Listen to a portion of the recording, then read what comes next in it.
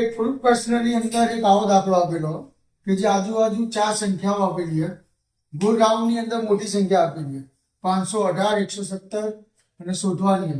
આ ઉપર એક એક સિંગલ ડિજિટમાં સંખ્યા આપેલી છે. તો આપણે પહેલા જોયું હતું કે કાં તો ગુણાકાર, કાં તો ભાગાકાર, કાં તો સરવાળો કરવાથી આ સંખ્યા મળે. તો હવે આપણને આ સંખ્યા કેવી રીતના મળશે?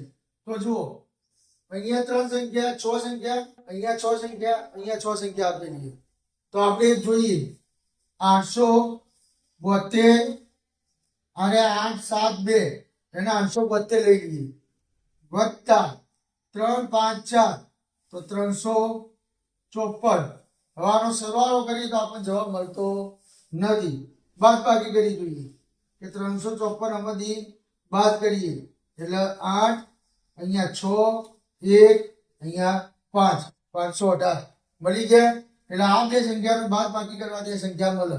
એ રીતે આ જોઈ લઈએ કે અહીંયા મળે 614 ઓછા 997 એટલે 7, અહીંયા 0 હતા 10 એટલે 1, અહીંયા 1, 117 મળી ગયા. અરે તો હવે એમાં આ રીતે જ 835 ઓછા 697 એટલે 15 અને 8, અહીંયા 2 હતા 12, 12 માંથી 9 જાય તો 3 અને અહીંયા 7, 138 જવાબ આવે.